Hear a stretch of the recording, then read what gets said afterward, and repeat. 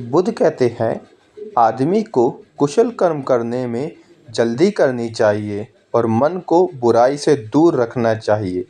यदि आदमी कुशल कर्म में ढील करता है तो उसका मन पाप में रमण करने लग जाता है। अब इसे डीपली समझते हैं। सबसे पहले बुद्ध ये कह रहे हैं कि आदमी को सबसे इम्पोर्टेंट है शुभ कर्म करने चाहिए, कुशल कर्म करने चाहिए, नेक कर्म करने चाहिए, भलाई के कर्म करने चाहिए। ऐसे कर्म करने चाहिए जिससे उसका भी भला हो, दूसरे का भी भला हो।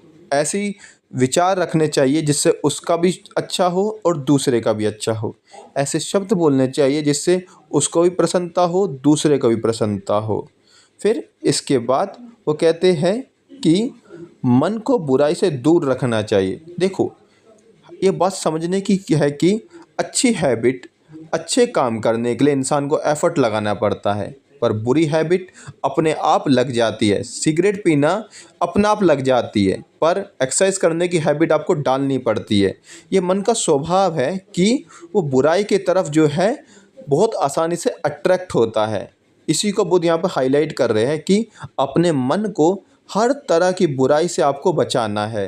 वो बुराई कैसे भी हो सकती है, चोरी करने की बुराई, किसी को गाली देने की बुराई, हत्या करने की बुराई, हर चीज़ से, हर बुरी चीज़ से अपने मन को दूर रखना है और अच्छे काम में लगातार लिप्त रहना है। क्योंकि अगर आप अच्छे काम में लिप्त नहीं रहेंगे, मन ऑटोमेटिकली बुराई के पीछे भागेगा। आपने सुना होगा ना कि खाली दिमाग शैतान का होता है। उसका मतलब यही है कि अगर आप जो ज़्यादा खाली बैठेंगे तो आपके मन में उल्टे सीधे विचार ही आएंगे।